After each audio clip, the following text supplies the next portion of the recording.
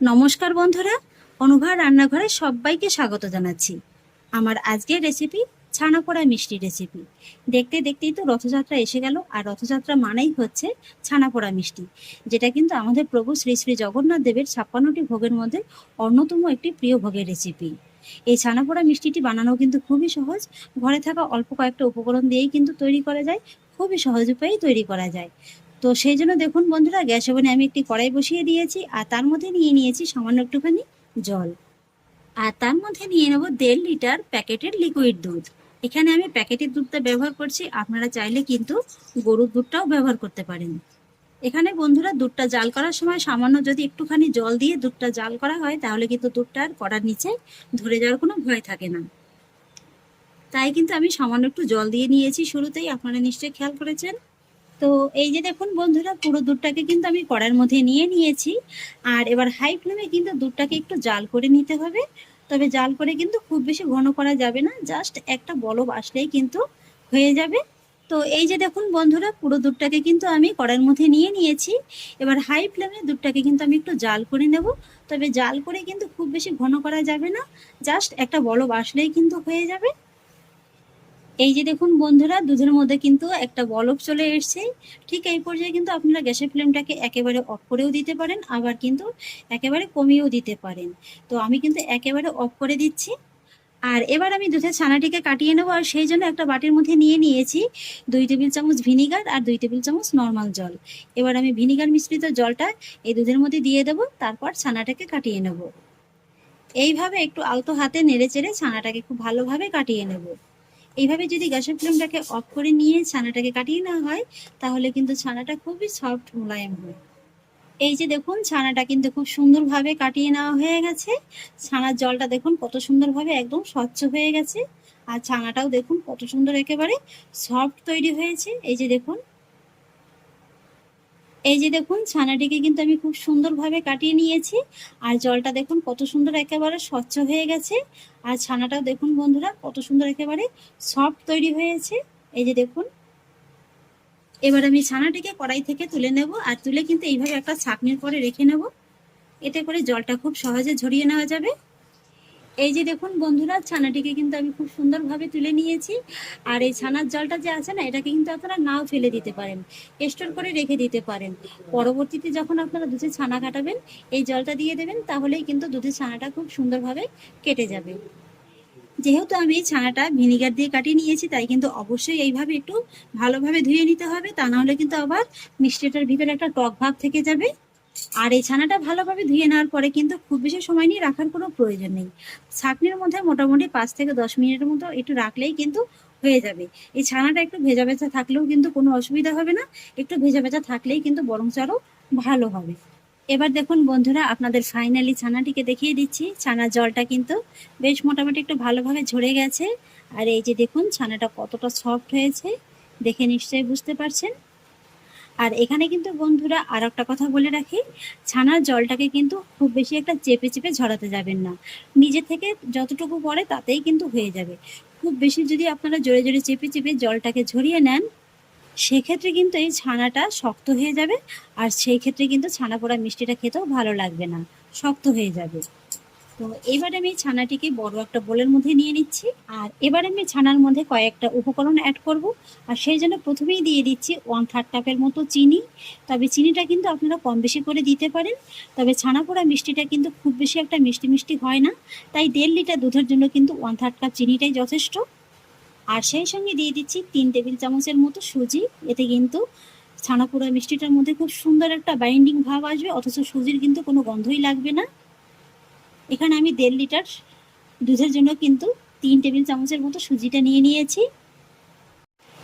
আর এবার একই সঙ্গে নিয়ে নেব 3 টেবিল চামচের মতো গুঁড়ো দুধ। এখানে গুঁড়ো দুধের পরিমাণটা কিন্তু আপনারা একটু বাড়িয়েও দিতে পারেন, আবার একটু কমিয়েও দিতে পারেন। তবে ছানা পোড়া মিষ্টির মধ্যে যদি সামান্য একটু গুঁড়ো দুধ দেওয়া হয় না, খেতে কিন্তু জাস্ট অসাধারণ লাগে। আর এবার দিয়ে দেবো কিছুটা পরিমাণ ড্রাই ফ্রুট। এখানে আমি ড্রাই ফ্রুটের মধ্যে রেখেছি কাজু বাদাম, কিশমিশ আর একটু আমন্ড বাদাম। আপনারা কিন্তু আপনাদের পছন্দ অনুযায়ী যে কোনো ড্রাই ফ্রুট অ্যাড করতে পারেন। আর এবার একই সঙ্গে অ্যাড করব সামান্য একটু এলাচ গুঁড়ো, এতে করে খুব সুন্দর একটা ফ্লেভার আসবে। আর তারপরে অ্যাড করব 1 টেবিল চামচের মতো গাওয়া ঘি। ব্যাস, এবার এই সমস্ত উপকরণগুলোকে হাত দিয়ে কিন্তু একটু আলতো হাতে খুব ভালোভাবে মেখে নিতে হবে। এখানে কিন্তু বন্ধুরা খুব বেশি জোরে জোরে চেপে চেপে মাখতে যাবেন না, তাহলে কিন্তু আবার ছানার ভিতর থেকে ঘিটা বেরিয়ে আসবে, আর সেক্ষেত্রে কিন্তু ছানাটা শক্ত হয়ে যাবে। তাই এইভাবে কিন্তু অবশ্যই একটু আলতো হাতে মেখে নিতে হবে। আর এইভাবেই মাখতে মাখতে দেখতে পাবেন যে চিনিটা খুব সুন্দরভাবে একদম গলে গেছে, আর ছানার মাখাটাও কিন্তু একদম পারফেক্টভাবে তৈরি হয়ে যাবে। অনেকে কিন্তু এই মিষ্টিটাকে আবার ছানার কেকও বলেন, আবার অনেকে কিন্তু ছানার পোড়া পিঠাও বলেন। এই তো বন্ধুরা, ছানাটিকে কিন্তু আমি খুব ভালোভাবে একদম মেখে নিয়েছি। এই যে দেখুন চিনিটা কিন্তু খুব ভালোভাবে গলে গেছে, আর গলে গিয়ে কিন্তু এই যে ছানার মধ্যে একটা দেখুন এরকম একটা ভেজা ভেজা মাখো মাখো ভাব কিন্তু চলে এসছে। চিনিটা গলে যাওয়ার পরেই কিন্তু এরকম একটা মাখো মাখো ভাব আসবে। আর এই ছানার পোড়া মিষ্টিটা বানানোর জন্য কিন্তু ছানার টেক্সচারটা ঠিক এমনই হতে হবে, ঠিক এরকম একটু ভেজা ভেজা মাখো মাখো হতে হবে। যদি এর থেকে একটু শুকনো হয়ে যায় সেক্ষেত্রে আপনারা সামান্য একটু জল দিয়ে কিন্তু এটাকে একদম পারফেক্টভাবে তৈরি করে নিতে পারেন। আর এই যে দেখুন মেখে নেওয়ার পরে কিন্তু একটু সামান্য বেড়েও গেছে, যেহেতু এর মধ্যে অনেক রকম উপকরণ অ্যাড করা হয়েছে। আর এবার আমি এই ছানাটিকে জাস্ট এইভাবে একটু 3 থেকে 4 মিনিটের মতো রেস্টে রেখে দেবো। এতে করে কি হবে, এর মধ্যে যে সুজিটা দেওয়া হয়েছে না, সুজিটা কিন্তু খুব ভালোভাবে একদম নরম হয়ে যাবে। তো এবার দেখুন বন্ধুরা, ছানা পোড়া মিষ্টিটা বানানোর জন্য এরকম আমি একটা অ্যালুমিনিয়ামের বাটি নিয়ে নিয়েছি। আপনারা কিন্তু যে কোনো বাটিতে মিষ্টিটা তৈরি করে নিতে পারেন। আর বাটির মধ্যে দেখুন আমি একটা বাটার পেপার কিন্তু বিছিয়ে নিয়েছি, আপনারা চাইলে সাদা কাগজ কিংবা কলা পাতাও বিছিয়ে নিতে পারেন। এবার আমি বাটির মধ্যে সামান্য একটু ঘি কিন্তু নিয়ে নেব, আর তারপরে ঘিটাকে কিন্তু খুব ভালোভাবে একটু ব্রাশ করে নেব। বাটির মধ্যে কিন্তু আমি ঘিটাকে খুব ভালোভাবে ব্রাশ করে নিয়েছি। আর এদিকে দেখুন ছানা পোড়া মিষ্টিটা বানানোর জন্য কিন্তু ছানার এই ব্যাটারটা একদম পারফেক্ট ভাবে সেট হয়ে গেছে। এই যে দেখুন, এবার আমি এই ছানাটাকে কিন্তু এই বাটির মধ্যে নিয়ে নেব।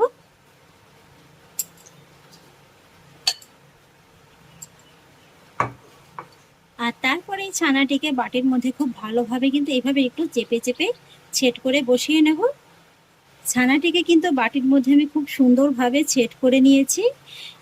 আর এবার আমি বাটিটাকে ধরে এইভাবে একটু হালকা করে ট্যাপ করে নেব, যাতে করে এর ভিতরে যে এয়ার বাবলসটা আছে সেটা খুব ভালোভাবে একদম বেরিয়ে যায়। আর তারপরে এর উপর থেকে ছড়িয়ে দেবো আবারও সামান্য একটু ঘি। এখানে কিন্তু আমি ঘি দিয়ে নিচ্ছি, আপনারা চাইলে একটু সাদা তেলও নিতে পারেন, তবে কিন্তু উড়িষ্যাতে এই মিষ্টিটা শুধুমাত্র ঘি দিয়েই তৈরি করা হয়। এবার আমি ঘিটাকে একটু ভালোভাবে চারিদিকে ছড়িয়ে নেব। ঘিটাকেও খুব ভালোভাবে ছড়িয়ে নিয়েছি। আর এবার কিন্তু ছানা পোড়া পিঠাটা বানানোর জন্য আমার এটা কিন্তু একদম পারফেক্টভাবে রেডি হয়ে গেছে। আর এবার বন্ধুরা, ছানা পোড়া পিঠাটা বানানোর জন্য কিন্তু আমি কোনো রকমের ওভেন ব্যবহার করব না, শুধুমাত্র গ্যাস ওভেনেই খুব সহজেই তৈরি করে দেখাবো। আর সেই জন্য গ্যাস ওভেনে একটি কড়াইকে কিন্তু আমি 5 মিনিটের মতো মিডিয়াম ফ্লেমে প্রিহিট করে নিয়েছি। এই যে দেখুন, আর কড়ার মধ্যে কিন্তু আমি আগেই একটা স্ট্যান্ড বসিয়ে দিয়েছিলাম। এবার আমি ছানার বাটিটাকে ধরে এইভাবে স্ট্যান্ডের পরে বসিয়ে দেবো, আর তার উপর থেকে দিয়ে দেবো এরকম একটা ঢাকনা, আর তার উপরে চাপিয়ে দেবো আরও একটি ঢাকনা। আর এবার কিন্তু একেবারে লো ফ্লেমে আমি এই পিঠাটাকে বেক হতে সময় দেব মোটামুটি 20 থেকে 25 মিনিটের মতো। আপনারা যদি একটু বেশি পোড়া পোড়া খেতে পছন্দ করেন সেক্ষেত্রে কিন্তু 40 থেকে 45 মিনিটের মতো পিঠাটিকে বেক করে নিতে হবে। আর এইভাবে দেখুন আমি কিন্তু ডবল ঢাকনা দিয়ে দিয়েছি, কারণ এই যে উপরের ঢাকনাটা ঘেমে জলটা যাতে খুব সহজে পিঠার মধ্যে না পড়তে পারে সেই জন্য কিন্তু আমি ভিতরে আরও একটা ঢাকনা দিয়ে দিয়েছি।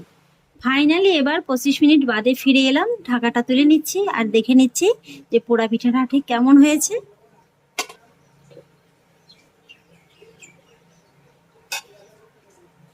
এই যে দেখুন বন্ধুরা, আমার কিন্তু ছানার পোড়া পিঠাটা একদম পারফেক্ট ভাবে তৈরি হয়ে গেছে। সাইডটা দেখে নিশ্চয়ই বুঝতে পারছেন যে কত সুন্দর কিন্তু একটা কালার চলে এসেছে, হালকা একটা লাল কালার। আর এই যে দেখুন সাইডটা কিন্তু অলরেডি ছাড়তেও শুরু করে দিয়েছে। আর এইভাবে একটু হাত দিয়ে চেক করে দেখবেন, যদি দেখেন যে হাতে একদমই লেগে যাচ্ছে না তাহলেই বুঝবেন যে পোড়া পিঠাটা একদম পারফেক্ট ভাবে তৈরি হয়েছে। আর আমি যেহেতু একটু হালকা কালার রেখেছি, আপনারা যদি এর থেকে একটু বেশি কালার রাখতে চান সেক্ষেত্রে কিন্তু টাইমটা আরো বেশি লাগবে। আর এখন কিন্তু আর পিঠাটাকে আর একদমই বেক করার কোনো প্রয়োজন নেই, গ্যাসের ফ্লেমটাকে অফ করে দিতে হবে। আর এইভাবে একটু পিঠাটাকে রেখে দিতে হবে যতক্ষণ না খুব ভালোভাবে ঠান্ডা হয়ে যাচ্ছে। যত ভালোভাবে ঠান্ডা হবে পিঠার সাইডটা কিন্তু তত ভালোভাবে একদম ছেড়ে দেবে। পিঠাটা আমি ভালোভাবে ঠান্ডা করে নিয়েছি। আর এবার কিন্তু এই পিঠাটাকে আলাদা করে আর সাইড থেকে ছাড়ানোর কোনো প্রয়োজন নেই, এইভাবে শুধু একটু ডিমোল্ড করে নিলেই কিন্তু হয়ে যাবে।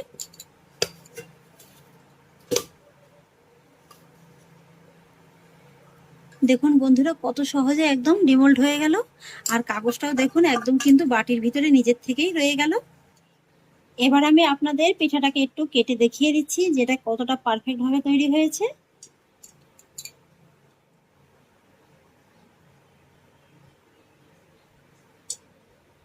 কাটাটা দেখে নিশ্চয়ই বুঝতে পারছেন যেটা কতটা পারফেক্ট ভাবে তৈরি হয়েছে। একদম কিন্তু স্মুথলি কাটাটা হয়ে গেল।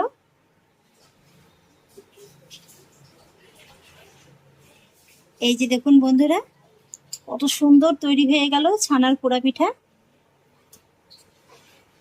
আপনারা নিশ্চয়ই দেখে বুঝতে পারছেন যে পিঠাটা কতটা সফট হয়েছে। এই যে দেখুন, পিঠাটিকে আমি এবার একটু স্কোয়ার শেপে কেটে নিচ্ছি।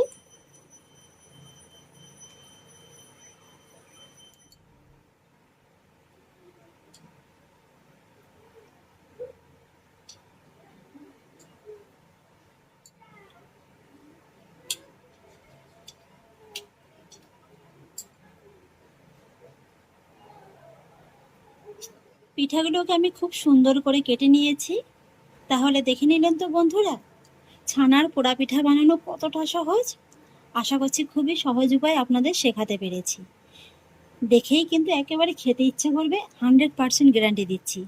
এই যে দেখুন, দেখতে কতটা লোভনীয় লাগছে। আপনারা দেখলেই বুঝতে পারবেন যে এই পিঠাটা কতটা সফট হয়েছে। এই যে দেখুন বন্ধুরা, একটুখানি চাপ দেওয়ার আগেই কিন্তু একেবারে ভেঙে যাবে, আর মুখে দেওয়া মাত্রই কিন্তু একেবারে মিলিয়ে যাবে। অনেকেরই টুকিটাকি কিছু সমস্যা হয় এই ছানার পোড়া পিঠাটা তৈরি করার সময়। তো আমার এই রেসিপিটা যদি আপনারা পুরোপুরি ফলো করেন তাহলে কিন্তু একদমই কোনো অসুবিধা হবে না, এরকম একদম পারফেক্টভাবে তৈরি হয়ে যাবে। তাহলে আশা করছি বন্ধুরা আমার আজকের এই রেসিপিটি আপনাদেরও খুব ভালো লেগেছে।